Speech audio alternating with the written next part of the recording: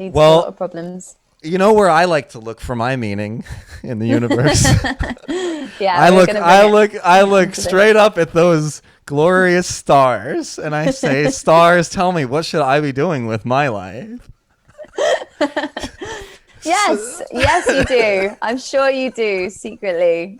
Yeah, so we have got a bit of a difference of, I guess, opinion on this. well, tell me, Yes. tell me how you like. What age were you, or how did you find yourself kind of being exposed to and taking, if you will, to astrology?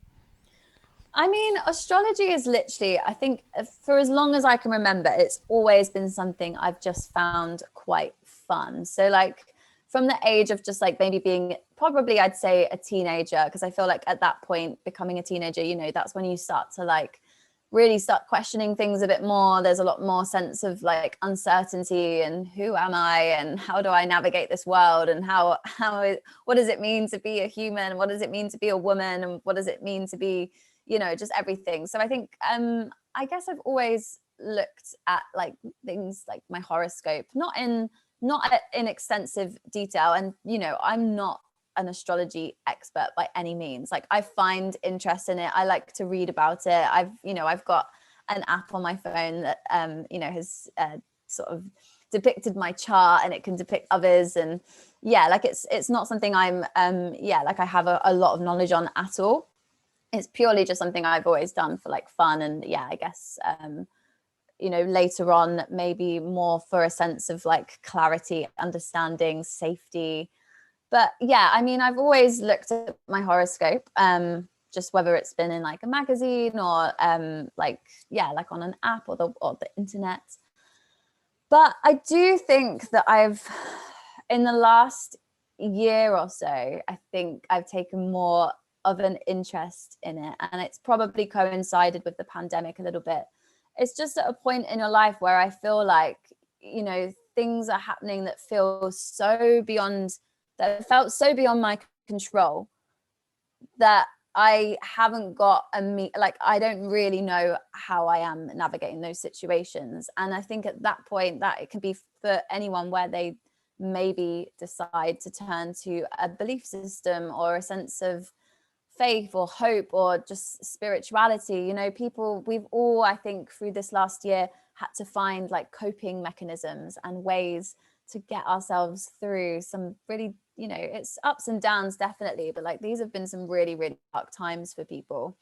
And we know like the list of like tragedies that this pandemic has brought is endless. Like, there is just so much sadness and difficulty to have come out of it. And for myself, like, I know really in the grand scheme of things, I've been incredibly lucky through this. I've managed to travel, I've had work. I came home from Australia, and I had a part of my time just like isolated and just like spending time with my family. And then I did manage to get a new job and move to London. So I haven't, obviously there's times where it's been incredibly lonely and it's been very uncertain, and obviously very limiting with lack of outlets. But yeah, I think over this last year, purely just because I've felt a bit lost at times, as I'm sure everyone has, I have started to turn to like astrology just a little bit more. Like, I've started just maybe reading a bit more about it. And yeah, I've actually joined a a circle, like so I meet with some of my girls, my girls, and mainly just a couple of friends and their friends. We meet via Zoom once or twice a month, usually during the full moon or the new moon. And we just kind of like, in all honesty, it's just a social kind of experience, but it's just us all kind of talking about what we're going through at the minute. It's very therapeutic. So we just talk about, anything. It could be like how we've been feeling recently, any sort of like struggles we've had. And we kind of it's just about interpreting that into, how the planets may have potentially impacted that. And then we do some affirmations, and yeah, we cast some spells, just the classic witchy Tuesday night. Yeah. Yeah. Uh, why do you think? I mean, there's so many religions in the world, and I know in our private conversations, we discuss kind of taking exception with referring to it as religion, but in many ways, what you're describing, religion seems to fulfill that same purpose, right? Finding meaning in the world, and purpose, finding a sense of comfort. I think that those are reasons that I would say most people turn to religion, as Yeah. opposed to saying the scientific elements. Like I don't think most people are like, well, I wasn't a Christian, but then I looked into the carbon dating of, wooden structures that they found that could in fact be Noah's Ark. Therefore, I think Noah's Ark was real and the Great Flood, and that's why I became a Christian. Like that's not why people turn to it, right? No, Like, I don't they're, think so. they're I don't trying. think so. I mean, So each to their own, but no, that's not. I don't think that's the way it usually no, it's goes. it's it's these more abstract things of finding purpose and finding comfort, like praying. Whether or not praying really makes any difference, the fact that they made the effort to do it, and then however things net out after that, they feel like, oh well, either it went my way or it didn't go my way, but I put forth the effort to pray, and therefore, whatever happened, it was meant to be. It's God's will. God works in mysterious ways, and you find a way, like, to kind of, if I can say, like, twist and skew that into the direct result of you saying that prayer, you know. Yeah. No, I do agree. I mean, something that I think I see maybe slightly differently is I personally see there to be like, I think you've got belief and faith and spirituality, and then you've got religion. Like for me, you don't necessarily have to be religious to have faith in something external outside of science. I do, with religion, like in the grand scheme of things, like I do generally believe that it's very much about religion has become too much about agenda and rules. And, ultimately I don't believe I personally don't believe in a God. I have like beliefs in, I guess I have beliefs in maybe things that bring me comfort. Like I do, this is kind of just like a really weird but like cute story, but like my grandparents, they died like a fair few years ago. And in my parents' house, there are these two like birds, these two pigeons, and they always come and sit in the garden, and it's like pretty much constant. Like, I'll be away from my parents' house for like 6 months, and I'll come back and then it'll be like, the birds are here. Like these two, it's always two of them. They always sit together like close on the fence. And so we obviously have this like little kind of, I guess, just a little joke that it's our nan and granddad. And it's like that for me, like they're whether I truly believe that my grandparents have been reincarnated as pigeons, I think they'd be quite pissed off if that's what if you're going to be reincarnated, you wouldn't, out of all the birds, you wouldn't pick a pigeon, would you? So I whether I actually believe that that's them, no, maybe not. But the idea that they're just like there and like maybe it could be them and it's just like they've come and they're watching over us. I maybe have, I guess, beliefs in stuff like that. Like I just like the idea that maybe there is life after death. Maybe there are things such as spirits, and maybe, but I have never believed in, the kind of like Christian, like there's a God, he's a man, he's, always depicted as like white, which doesn't make any sense when you like look at just, yeah, you came from is it Jerusalem, Bethlehem? God, my biblical knowledge isn't There's that. no, I think there's like debate, like there's like historical debate over it's Bethlehem or Nazareth, Jesus of Right. Nazareth. Yeah. Just like, that's, this is where I just think, yeah, that's religion where you have to follow like this agenda and these set of rules, and it ends up condemning certain people and being just making people discriminative.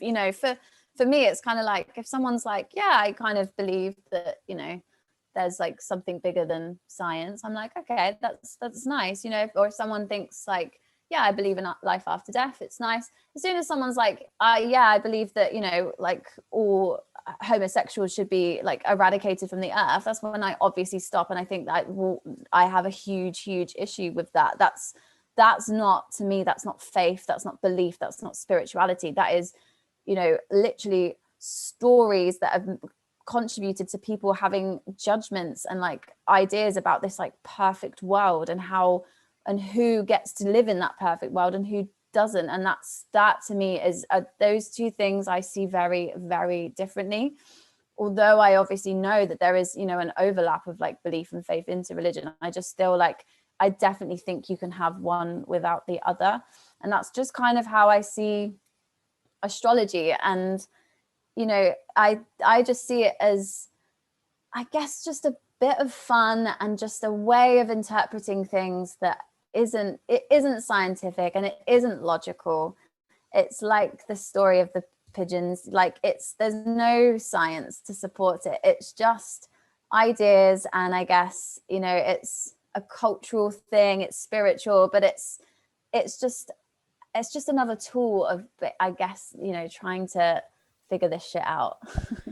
I hear that, but my issue with that is that it's not just that it's maybe not rooted in science. It's that like science can demonstrate that it's not true.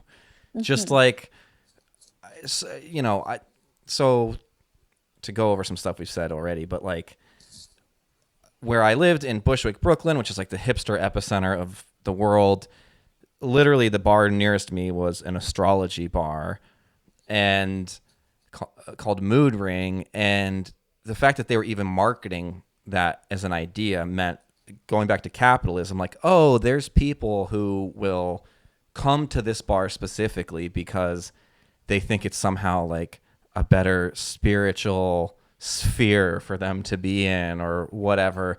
There's like this, I don't know if you know what kratom is. No. Or it's, I think No. some of it comes from, there's like Indonesian islands it comes from. Anyway, it's like a drug that you can drink basically and has pros and cons, but the community around it is super like hippy dippy, like astrology, woo woo, whatever. And I would be sitting there working on my laptop writing and real conversations, not just once, time and time again, of like people doing like tarot readings and being like, oh, I don't even know, you got the jester and the fucking goat with the horns on it or whatever the fuck. And like being like, you need to dump Steve now. And it's just like they're making these real life decisions based off of cards that are coming up, or this guy's an air sign or a water sign. And it's one thing when it's just fun, but I wouldn't decide whether or not I was going to buy a new home or dump someone or not based off of whether or not I won a game of checkers or not. Like it's just, checkers is fun to play. I can play a fun game of checkers. I'm not making real life decisions based off of that. And that's where I do see having like a real world harmful impact. And in the United States, thankfully at this point in time, it doesn't seem to be quite as big of a problem elsewhere. But you do have people like who are part of this, like, QAnon thing, who believe that the California wildfires were started by Jewish-run lasers that shot laser beams down. And it sounds outlandish, but that is the same line of thinking to me when you start to think like, oh, well, no, in this magical realism of the world that like, I see where you're coming from. I get it, because I mean, I do like, I think this is a very personal thing, like I just think the way I see it is that it's not for everybody. Like it's just not. Astrology is not for everybody. I completely understand for people being like, that's like, I don't believe in it. That's not for me. I will not be using that tool as a way of like making decisions or like understanding things that have happened to me in the past week. No. And that's okay. I get that. And what you're talking about as well with, people making kind of, because that's not just making decisions. Again, that's similar to the kind of, condemning nature of religion. Like if you're going to base a judgment on somebody's star sign before you've actually met them, like that is not, in my eyes, that's not using astrology in the way that it is supposed to be used at all. Like it's not about making preconceived judgments of a person and like breaking up with somebody because they're a Gemini. I mean, I think that's abusing what it's there for, personally. I think it's just about, I just think if it's bringing on an individual basis, if it's bringing you a sense of like happiness and calm, like I guess serenity and just like, I don't know, like sometimes I just find like things might be going so horribly wrong for me one week, and it's like when you just have one of those weeks where you just cannot catch a break. And I guess it's the idea that sometimes I think, well, maybe this is all leading to something better. Like, you go for like 3 interviews and you think, and you don't get them. And then the way I like to see it, it's like, okay, well, that's fine. Like, obviously something is better. There's something out there for me. Like, there's a reason I didn't get these jobs, because something better is coming. And I think when you're using that, because that in itself is a sense of spirituality, that's kind of like resting a bit of hope on fate, like fate's guiding me, something, it's like I'm on a guided path. Like I definitely believe that you've got a lot of control yourself, but I guess I do like the idea that like some things are like written in the stars. And it just, for me, that's just about, that actually gets me through those darker times. Like it makes me feel better. So I just think if you can use a tool like that for that purpose, you are only really like, that's only really bringing out positive aspects from that tool. Do you know what I mean? I do. I just think it requires an active denial of reality. Like, But I mean, do we need to be in reality? Like we've just spoken about drugs for like ages. Like, do we need to be in cold hard reality like every minute of every day? no, but I think that there's times again when either to yourself or others it becomes detrimental. And like I thought of a very dark example as you were talking, but like if I were a parent and my son had gone missing and was abducted, let's say. Now, in my head, I could create a narrative that, you know what, I think Tommy, who left us 20 years ago, is actually a fishing boat captain, off the coast of Bali right now, and blah, blah, blah. And that could be, I have, let's just say, faith that that's the situation. Now, I don't have evidence that that's the case, but I also don't know. We don't know what happened to Tommy, right? So in my head, this is the narrative I create to make me feel better. Mm-hmm. That's like, you could say faith or whatever.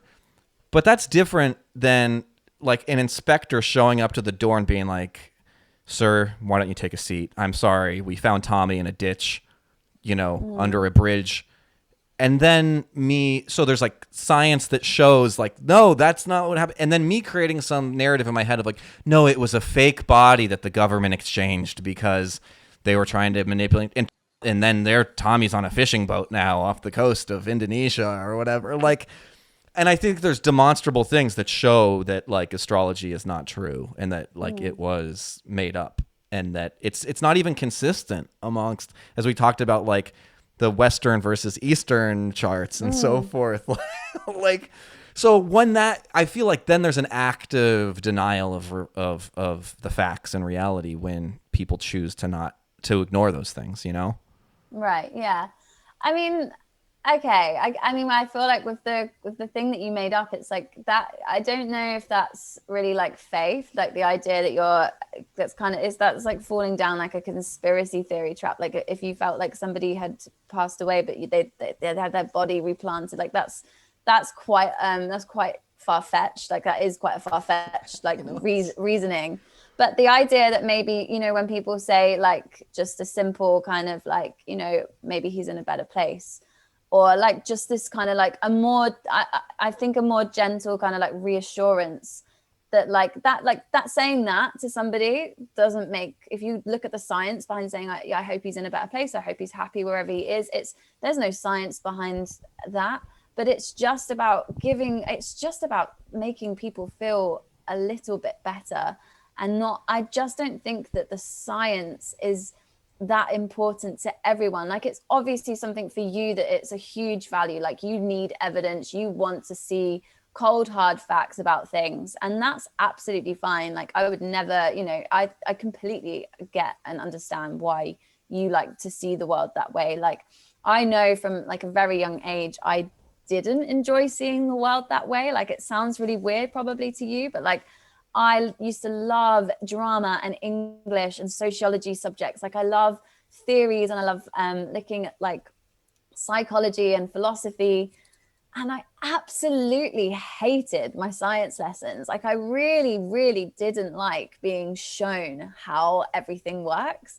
I found it like overwhelming. And, you know, I've always like loved like hearing myths and fables and stories. And I have personally just found so much more connection and more understanding about myself in those sorts of things than I have when somebody breaks down to me like the actual science of how I got here. I don't know why, but I just don't, it doesn't interest me, you know? I was a theater major and I had a theater company and I wrote plays and I'm a writer and I tell stories. Like, I love all that kind of stuff you said. Big imagination that I have, but I don't like to lose control, and I feel like that ventures into delusional territory.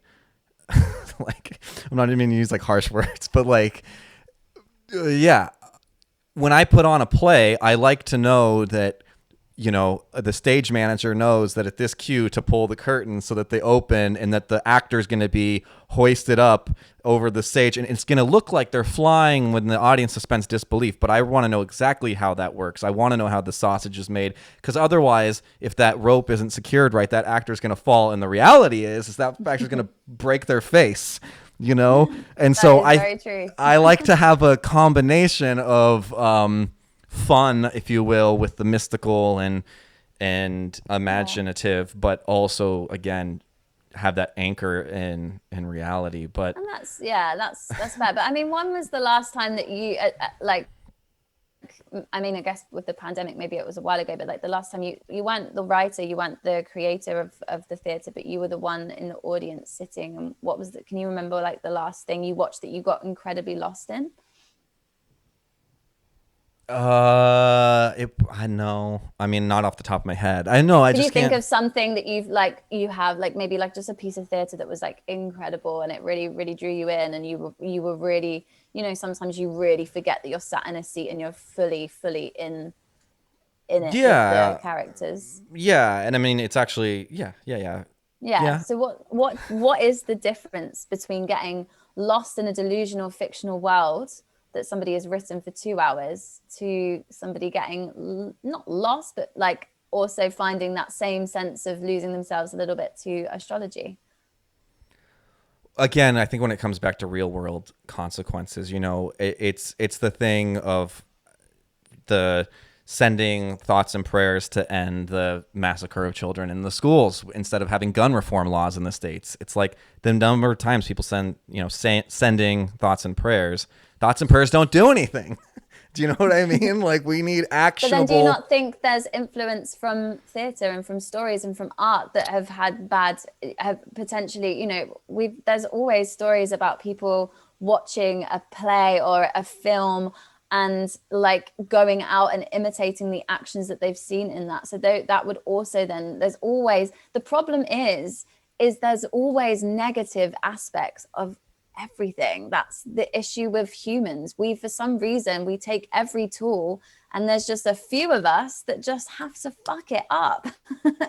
You know, we have to take it too far. Like, that's religion, like the idea, the concept of just like having a belief system is beautiful, but then people take it way too far and they ruin it, and they hurt people, they harm people. But people can do that with everything. They can do it with politics, they can do it with you know, with I guess astrology. You know, if people really take it far enough to actually make decisions that impact other people negatively, then, you know, they can take that tool. They can take, like watching, you know, you hear these stories about like mass murderers that happen because of the influence of a film or of a game, like a video game. And it's like, where do we then draw the line that we say, okay, well, we can't, you know, we shouldn't have this thing because these people used it negatively? Like, Well, do you know? I don't even think it has to be as malicious as like I for whatever reason on a YouTube rabbit hole like 5 a.m. today was like watching clips of Mark David Chapman, who assassinated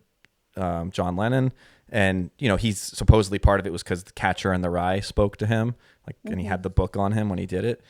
And, but it doesn't have to be quite so explicitly malicious. I think you could even have things like when you look at the Bible and the idea that the sun rotated around the earth, and that scientists were challenged, jailed, and in some cases put to death.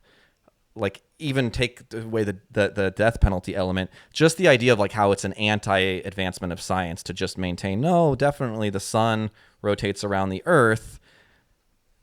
You could say, well, that's not harming anyone, but it is like stopping the advancement of scientific thought, which ultimately can hurt people.